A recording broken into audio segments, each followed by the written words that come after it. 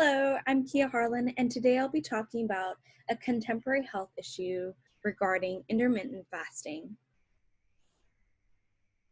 A little bit about myself. Again, my name is Kia, and I picked the topic of intermittent fasting. I chose this topic because I have recently dealt with gaining weight in the past year. About a year ago today, I had a psychotic breakdown and I had 2 episodes of mania, and I was diagnosed with bipolar 1 disorder with psychotic features. I was put on Respidon, Latuda. Later on, I was switched from Respidon to Latuda, and I was also on Depakote. And unfortunately, these medications caused me to gain a lot of weight.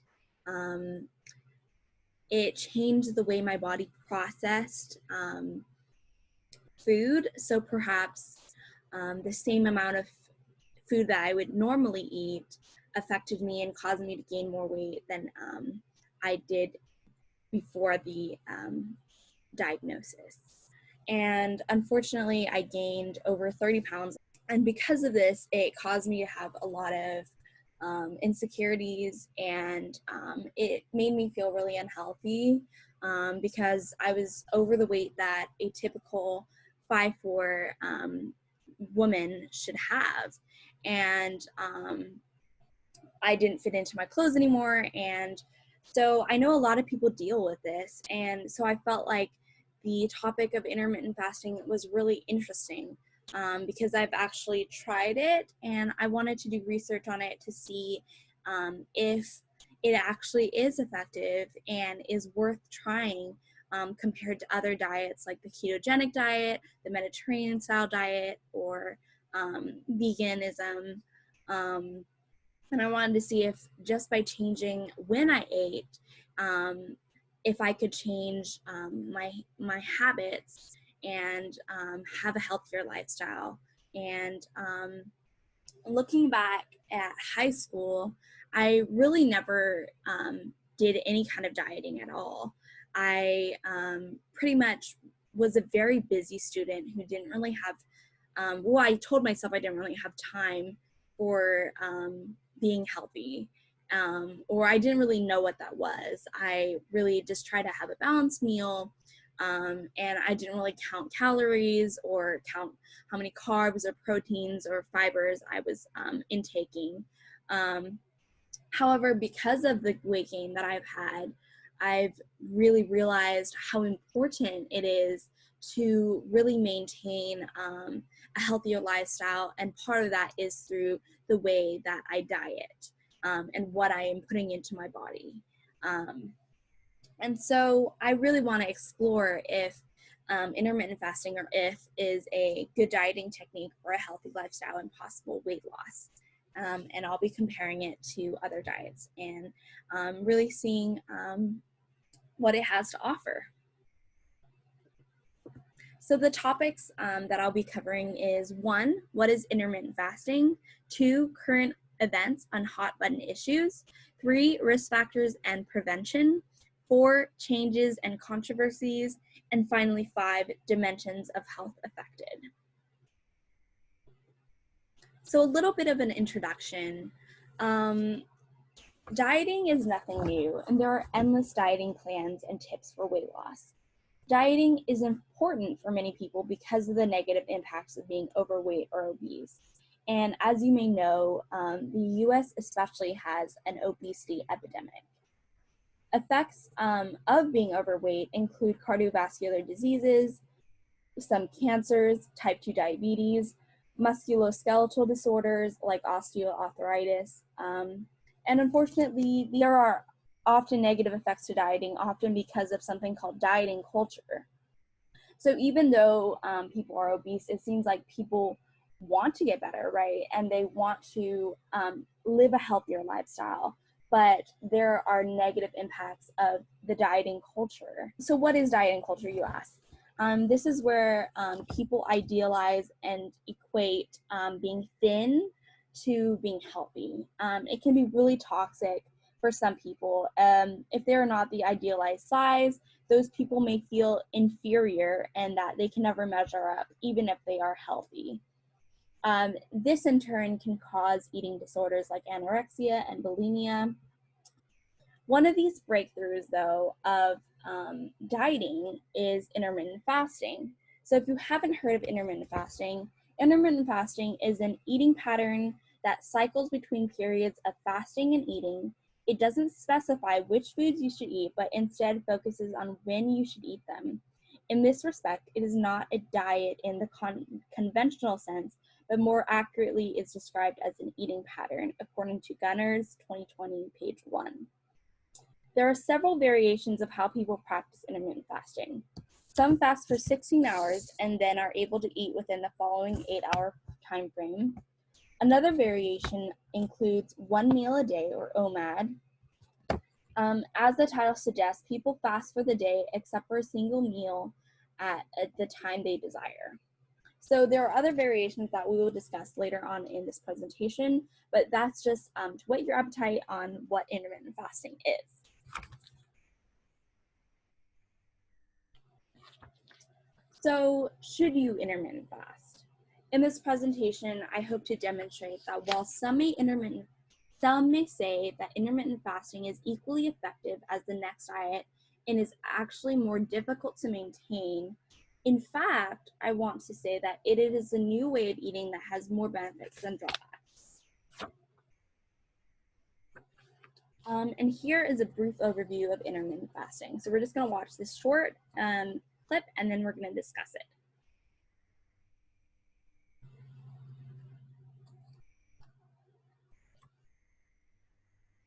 Intermittent fasting refers to eating plans that alternate between fasting and eating periods. The goal is to systematically starve the body long enough to trigger fat burning. While research is still underway and the method may not be suitable for everyone, there is evidence that, when done correctly, intermittent fasting can help lose weight, lower blood pressure and cholesterol, prevent or control diabetes, and improve brain's health. During a meal, carbohydrates in food are broken down into glucose.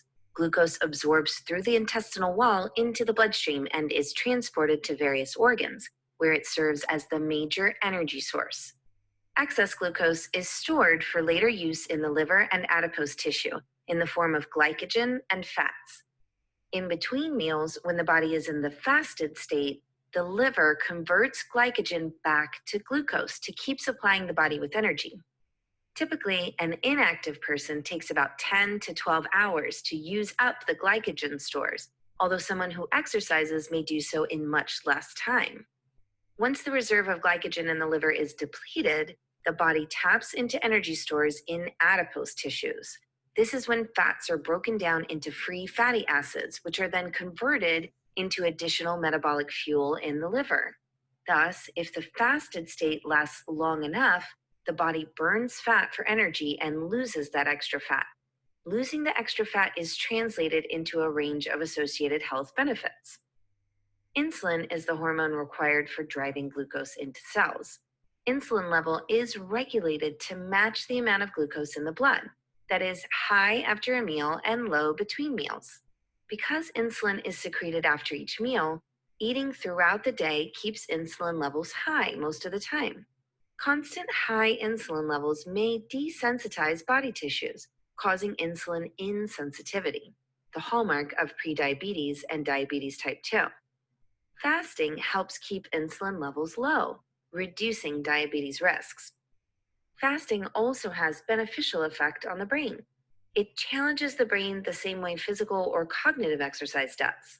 It promotes production of neurotrophic factors, which support the growth and survival of neurons. Fasting, however, is not for everyone. Among those who should not attempt fasting are children and teens, pregnant or breastfeeding women, people with eating disorders, diabetes type 1, advanced diabetes, or some other medical problems, people who are underweight or frail. Fasting can also be unsafe if overdone, or if not done correctly. There are several approaches to intermittent fasting. But the easiest to achieve is perhaps the one that simply extends the usual nighttime fast. A daily cycle of 16-hour fast followed by an 8-hour eating window is usually sustainable. For intermittent fasting to be safe and effective, it must be combined with balanced meals that provide good nutrition. It is important to stay hydrated and know your physical limits while fasting. The fast must be broken slowly. Overeating after fast, especially of unhealthy foods, must be avoided. All right, perfect. So let's discuss this video. All right. So what was interesting about this video was where it talked about weight loss techniques, where essentially by fasting, you can kick in the parts of your body where it goes into burning fats instead of burning the food that you've ingested. And this can create great weight loss. However, it really depends on the person, their sex, their genetic factors, their age, and depending on how long they fast will depend on how much weight loss that they can have. So if you want to intermittent fast, I would tell that person that they shouldn't intermittent fast just to see the weight loss. It's a benefit, but it is not the goal of intermittent fasting. Another issue that was discussed was insulin insensitivity. So what's great about intermittent fasting is, as discussed in the video, insulin spikes right after you eat. So by not eating, your insulin levels go down. And because of this, then your organs are not as insensitized to insulin, and therefore insulin is more effective and can prevent prediabetes and diabetes. So another aspect was types of fasting. So there's the 5-2 method. So for 5 days out of the week, you eat normally. And then for 2 days, you fast the whole day for 24 hours. Then there's the alternate day method. And this is where you fast one day and then the next day you eat normally. And then it goes on fasting and not fasting. And then there's the daily time restricted feeding, which most people are more familiar with and is, I would say, the more popular route. It's you fast for 16 hours and then eat during an 8-hour window, or you fast for 18 hours and eat during a 6-hour window. Alternatively, you could fast for 20 hours and eat during a 4-hour window. So looking at the graphic in the corner, it shows various methods of fasting throughout the day and different hours that you would fast and eat periods. And what I did when I did intermittent fasting was I did the 16 fast and 8-hour eating period. So I wouldn't eat until 12, and then I would stop eating by 8. I don't follow this as much anymore. However, I tend not to eat breakfast. If I get up around 10, I'll try to wait those 2 hours before I eat, and I'll eat at 12. And I usually don't eat past 8. So I still follow it slightly, but it's not really restrictive for me. And so I tried to just live a little bit more balanced. And actually in the past 3 months, I've lost about 9 pounds from just eating a little bit healthier, not always eating breakfast. And so it could be attributed to intermittent fasting. I'm not quite sure, but it's definitely a little bit of a testimonial to intermittent fasting that it's actually a viable method, and it could work for some people. And so I think it's really important to note that in the video, to reiterate that people who should not intermittent fast are children and teens, pregnant breastfeeding women, people with eating disorders like anorexia and bulimia, people with diabetes type 1 or advanced diabetes, people with some medical problems, and people who are underweight, frail, or elderly. And so the most important thing about intermittent fasting is to consult your doctor to know if it is right for your body type and your lifestyle, if it's going to be a healthy option, or if some other alternative would be a better route to take. And overall benefits of intermittent fasting, there are so many, and we'll be talking about these in future slides. So let's look at current events and hot button issues. So again, I chose this topic because it was previously not getting much attention, but within the last few years, it has suddenly received much interest. Actually, intermittent fasting has been around since Hippocrates actually made a reference to it centuries and centuries ago. But within the past few years, it has suddenly received a lot of interest. While this eating pattern was discovered to help mice back as far as 1945, it has only recently been used as a dieting habit for humans, at least a popular diet habit. Not to say there haven't been others who have used it in the past. There have been several studies on mice in small groups of people revealing the benefits of this eating pattern. And what makes this a way of eating something that is popular in the dieting world are its many benefits. And some studies suggest that intermittent fasting could lead to weight loss, slow the effects of aging, and even improve your cardiovascular health. And so in a study on the hippocampus of mice, according to Hasanpour, Rezvani, Sharifabad, and Basiri in 2019, it showed that intermittent fasting improved the learning and memory of the male mice, and that they demonstrated better spatial memory, faster escape capabilities, and swam faster than the control group. Without a reduction of calorie intake, IF caused weight loss, greater insulin sensitivity, and normal plasma glucose. So these are all great benefits. And a lot of these small studies have showed that maybe not every single, like the extent of how the mice, the benefits of that the mice received, maybe not the full extent, but in some capacity, all of these benefits were seen to improve in humans who also intermittent fasted. So, next slide. Some studies suggest that intermittent fasting could lead to weight loss, slow the effects of aging, and even improve your cardiovascular health. So that's what we discussed just now. And it has also been really popular among celebrities like CEO Jack Dorsey, CEO of Twitter, my bad, or Hollywood star Jennifer Aniston. And what has been really popular for them is that they encourage many common folk to try the hype diet for themselves.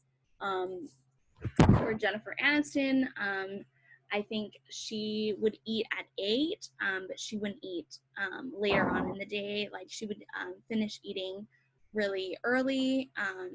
And for Twitter CEO Jack Dorsey, he's tried several dieting where he even only had 1 meal a day. And that was a part of his intermittent fasting.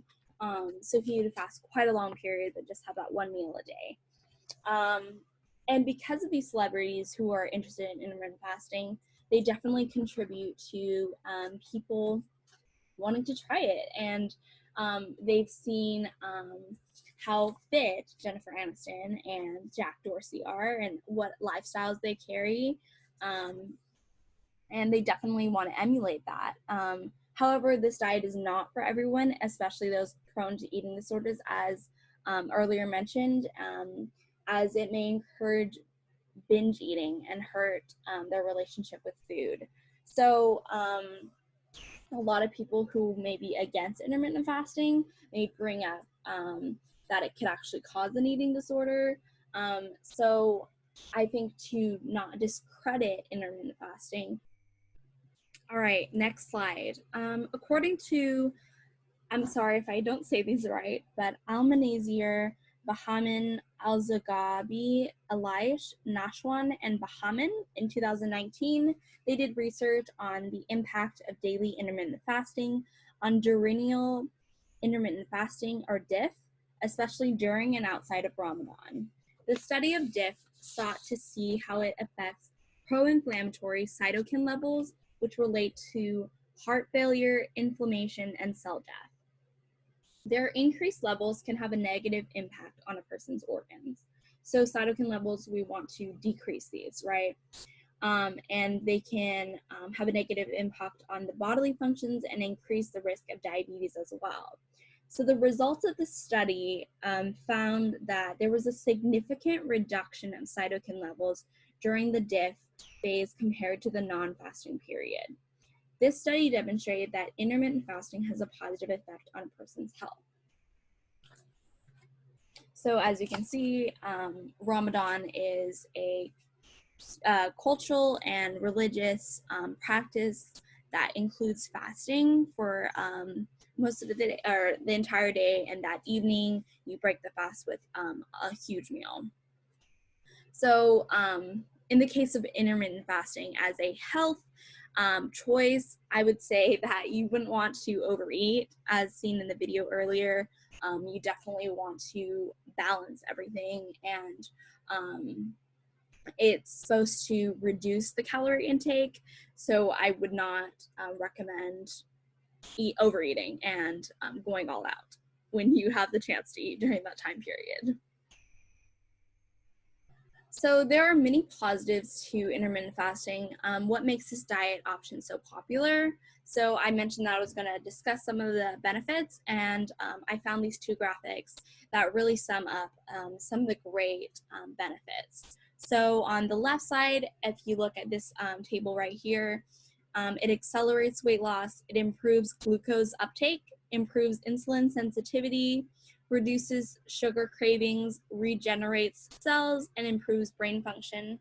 And then on this middle graph right here, or this middle table, the 10 benefits of intermittent fasting, it protects against neurodegenerative diseases, insulin levels drop and human growth hormones increase, it reduces insulin resistance and lowers blood sugar levels, it reduces risk of heart disease, reduces blood pressure and cholesterol levels, boosts metabolism for fat loss, extends lifespan, helping you live longer, reduces oxidative damage and inflammation in the body, removes waste material from cells, and reduces leptin levels, increasing testosterone. So these things are all really great. And it's really interesting to see how just by not eating during a certain period of time, you can actually instigate all these benefits. However, again, just like I mentioned before, there are risk factors. And just to reiterate, people with diabetes, people who are elderly, people who are children or teens, people who have an issue with eating disorders or susceptible to eating disorders should not participate in intermittent fasting. So some prevention techniques. Again, consult a person's doctor about whether if is right for them. And if it is, see if it is sustainable for the person's lifestyle. If it is not, then it may be futile for them to lose weight or become healthier through intermittent fasting if they cannot be consistent, according to Horn 2018. Another important prevention technique is teaching people to listen to their bodies. So your body naturally sends signals of being full, and it can really regulate by itself what you, how much you should be eating, and when is enough. Your body, through intuitive eating, you can really prevent yourself from gaining more weight, and you can really balance you can take intermittent fasting and make it a really healthy lifestyle choice, and you can make intermittent fasting even more effective. And so things like if you eat really rich food like mac and cheese, or you have a slice of rich pie. If you eat that, your body will be satiated more quickly than if you eat maybe a salad. So you probably have to eat more salad in proportion to the pie or the mac and cheese to have that same satiation. So what's great is your body is really intuitive. If you eat something rich, your body's going to know. And if you eat slowly and chew every bite, put your fork down after every bite or your spoon down, and even getting up halfway through your meal, walk around a little bit, maybe use the restroom, it takes time for your body to know when you're full. So by utilizing these different tips, you can really maximize the amount of health benefits that you're going to receive from intermittent fasting. Because it takes time for your body to know when it's full, by walking around, by using the restroom, you can, ask yourself, am I full yet? Because often we eat until there's nothing left on our plate, or we eat because, there's food in front of us, right? But if we take a step back and if we actually watch skinny people or people who are really healthy and watch how they eat, you will notice that they have a lot of more restraint in the way they eat. For example, my brother, last night we were eating tacos and we're eating bulgogi, Korean food, and he had some left on his plate and he was just sitting there. Everyone else was finished. And I was like, Teo, what are you doing? And I was like, come on, let's go do our thing or whatever. And he was like, well, I'm trying to figure out if I can eat this, because I want to finish it, but I'm not hungry. And I feel like for many people like me who struggle with our weight, if there's something left on our plate, I'm not sitting there questioning whether I should eat it. I'm eating it. And so I definitely have learned a lot from my brother because of how he is restrained in how he eats. And he really questions himself. Am I hungry? Am I not? What is the best thing for my body? And so by utilizing these tools, we can maximize, like I said, the benefits.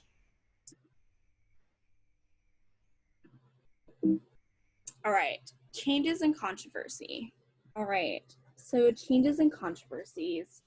One of the controversies with intermittent fasting is that the studies are limited mostly to tests on mice, and many argue that mice are too different from humans to be definite evidence in favor of intermittent fasting, according to Tello 2020. There are proven results showing that benefits of IF, however, it has been shown to be just as effective as other diets, and in addition, many find it difficult to fast. According to DeCabo and Matson, there is a large difference in the benefits that mice receive because they process food much faster, so fasting 20 hours will allow them to go into ketosis much faster than a person would. What many love about intermittent fasting is how flexible it is to cater to exactly what lifestyle a person has. According to KEDCAR 2020, they outline the 3 types of IF, which include time-restricted feeding, where one might, for example, fast for 16 hours and eat during the 8-hour period, whole day fasting, where 1 or 2 days a week one goes without eating and eats a libitum on the other days, ad libitum, so as according to their preferences, and alternate day fasting, where one switches between fasting for 24 hours and eating ad libitum. So some changes in intermittent fasting is the way that you fast. People love it because they can cater it to exactly their lifestyle. If they have a really busy lifestyle, then they can skip a meal and they can have a meal later, and they can skip certain meals without feeling really bad about themselves, but they can do it because of intermittent fasting, and so they can schedule their day to skip these meals but then have a meal later on in the day, or really have an early meal, just depending on how they want to use intermittent fasting. So the dimensions of health affected. So there are 5 dimensions of health and wellness. There's social, spiritual, physical, intellectual, and mental. So when looking at how intermittent fasting affects your social life, a little bit like what was discussed earlier, is it is great because it caters to how your lifestyle is, and you can eat when you want.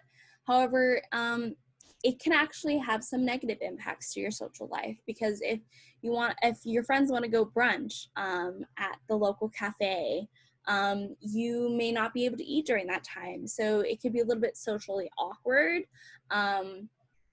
And maybe people who want to go party, or they want to go to have midnight ramen at a sleepover, things like that. It could really not be good for your social life.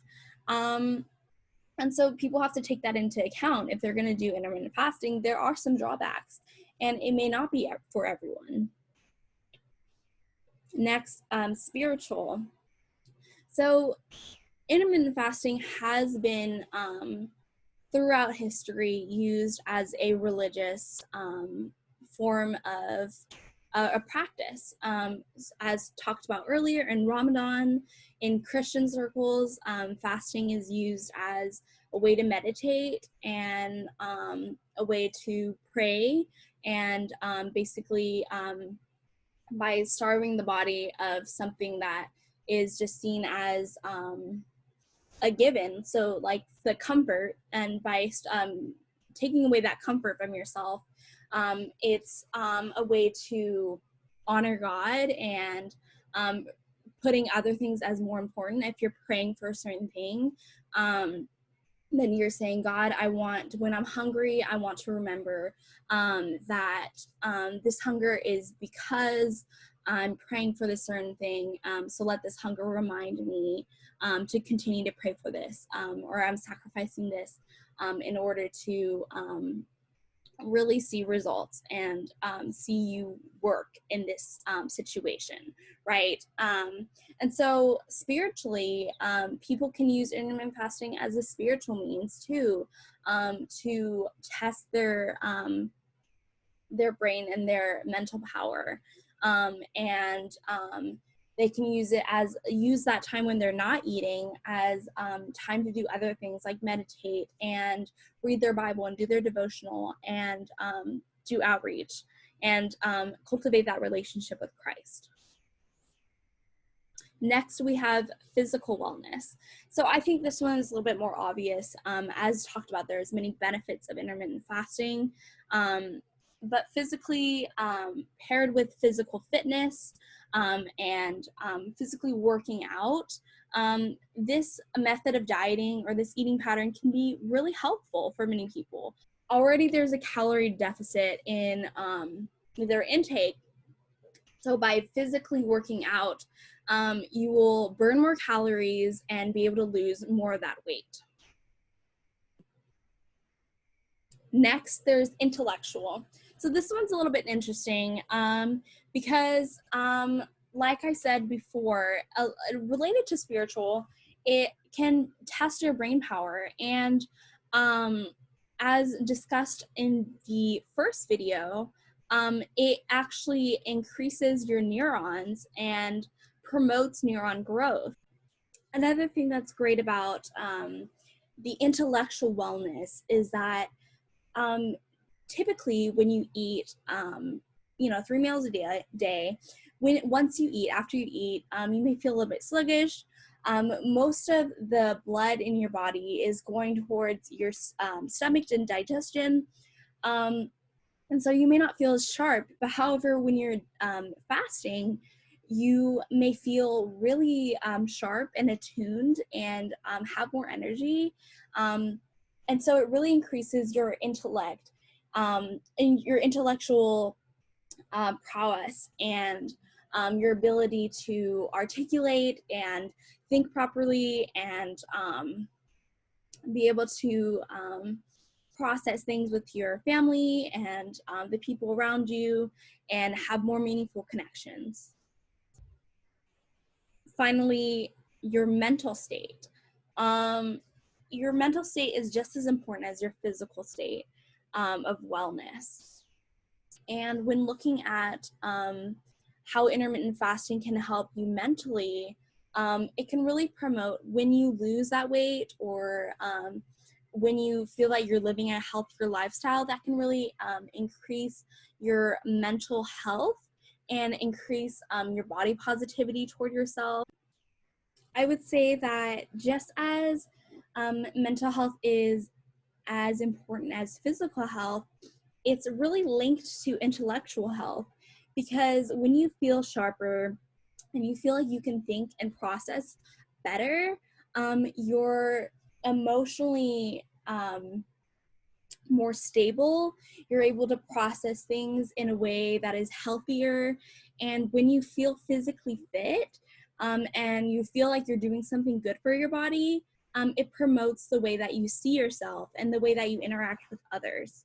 I would say that your mental health is strongly affected when you intermittent fast, because instead of feeling like you overate or you're eating too much or you're constantly being weighed down by food and the temptation of food, but when you're fasting and then when you finally get to eat, it's a reward. And so you get those happy hormones of you feel like you're rewarding yourself for not eating, or you're able to be more productive.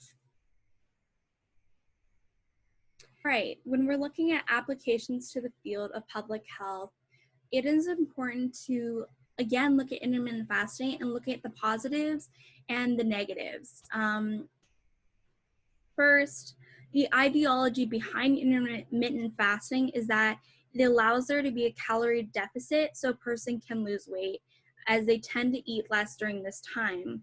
A positive quality is that it can reduce blood pressure and bad cholesterol, improving a person's lifestyle by not excessively eating and allowing eating to fit into one's schedule rather than the other way around, according to Bradley 2019. Intermittent fasting was found to improve insulin sensitivity. In addition, other health benefits include better regulation of circadian rhythms and gut microbiota. It was associated with a decrease in risk of cardiovascular disease, according to KIN302 2020. So, research from Hello 2020 tells that through animal and human studies, fasting allowed for lower blood sugar, better metabolism, and lowered inflammation, as well as lowered risk of cancer, clearing out toxins, and helping brain function. So these are great things, and it's important to look at the negative side as well before looking at why if is important in light of diet crazes.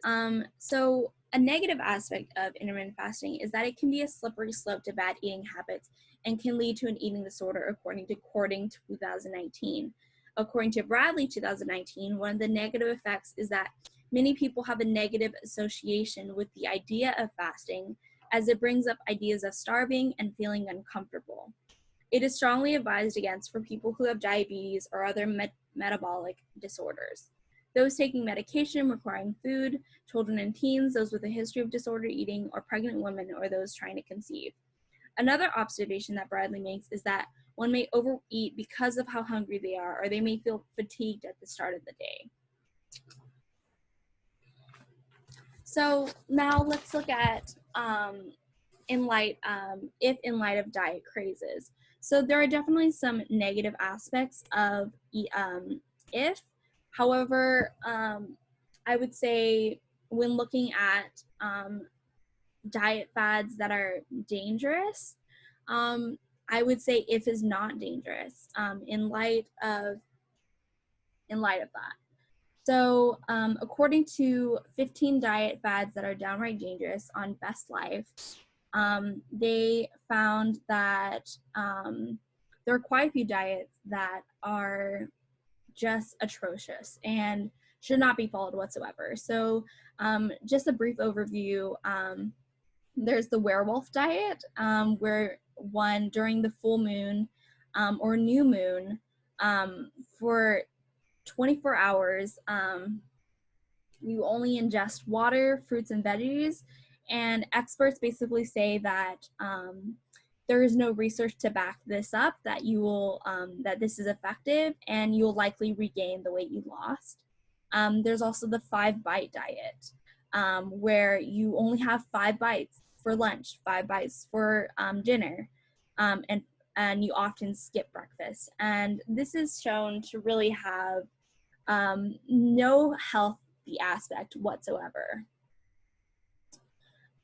There's also the military diet, and also called the hot dog diet, which requires one to eat things like hot dogs and tuna to lose weight. It assumes that it will, or it claims to boost your metabolism, and it claims that you can lose up to 10 pounds in a week. But this, according to experts, has been shown to be false, and you are essentially losing water weight, but not actually losing actual weight, or at least not for long term. Another one is the baby food diet, and likely this one is also really ineffective. You're eating pureed peas, 14 jars maybe of baby food. It's incredibly low calorie, and it won't give your body the right nourishment to stay healthy. And these are just a few of the really crazy diets that do not work. And so in light of these, many people may question whether intermittent fasting is worth it. So compared to these diet crazes, according to Johnstone 2015, what makes it a viable diet technique is that it focuses on calorie restriction and weight loss. But aside from these, while many of these diet crazes have this, it relies on hunger, which differentiates it from other diets. However, because it does rely on hunger, this may make it unsustainable. Even so, the study still found that it was a possible effective diet technique that wasn't entirely a fad that promoted short-term weight loss. And Johnstone 2015 really demonstrated that it could be a possible diet technique that is more grounded in actual science and is actually a healthy option. So now it's important to compare if to other really popular diets that have been shown to work.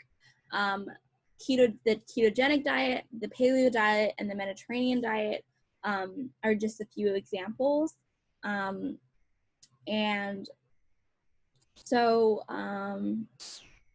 according to a simple guide to the 10 most popular diets by Nutritious Life, they gave a brief breakdown of what each of these diets consists of. So the ketogenic diet is all about eliminating carbs and including lots of fats like avocados, salmon, different, whatever, you name it, any fats are really promoted, at least healthy fats. And if you want to eat sourdough or beans, then this diet's probably not for you. But if you're interested in things like bacon, eggs, and steak, that sounds amazing. A lot of people think this is really, really popular.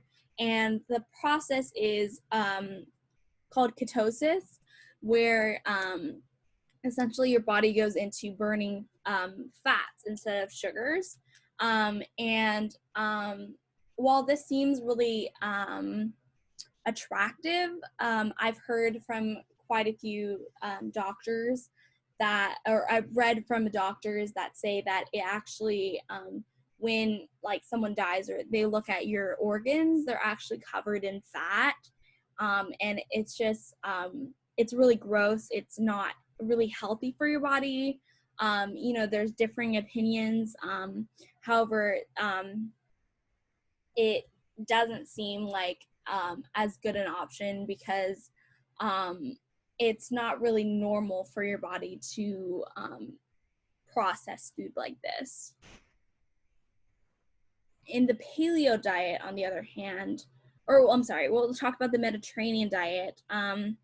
It's a traditional diet where you basically live off everything from the Mediterranean Sea, which emphasizes plant-based foods like fruits and vegetables, whole grains and legumes, and fresh fish.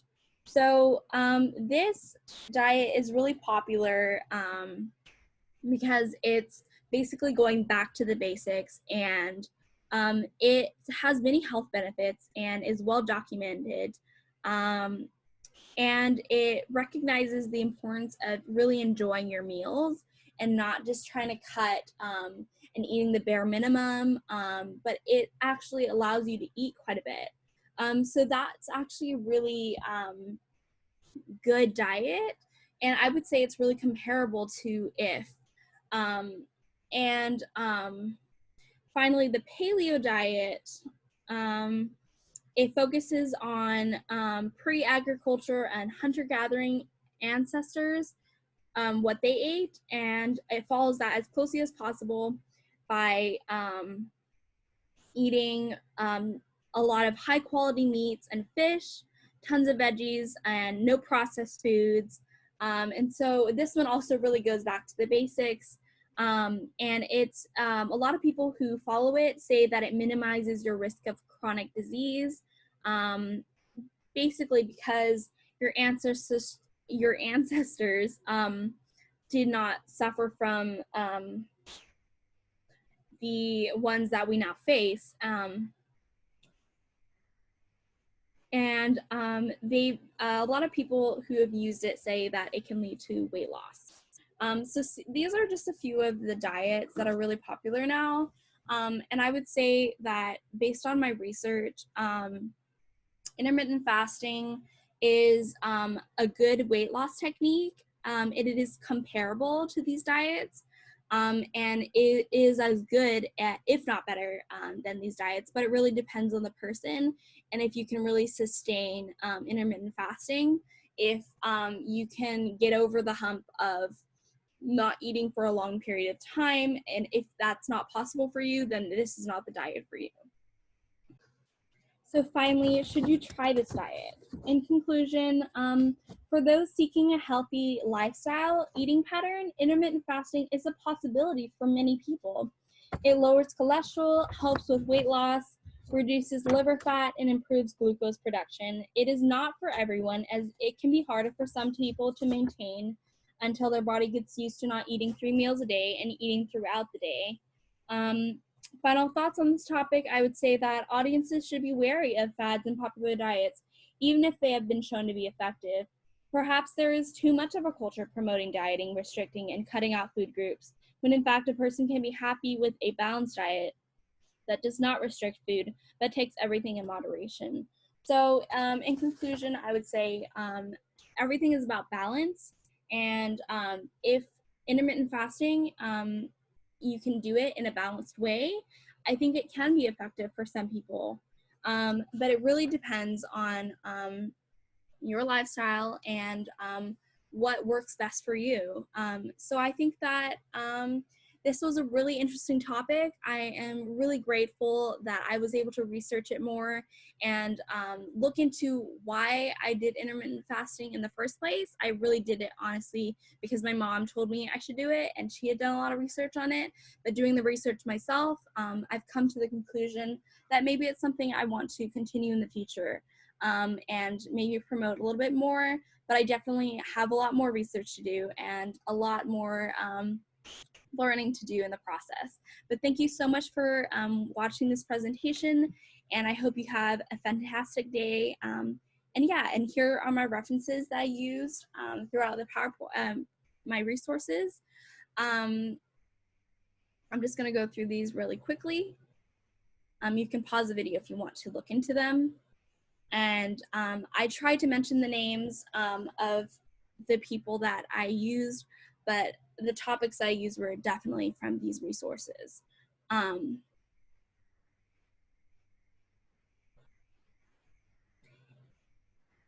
right, thank you so much for watching, and I hope you have a great day.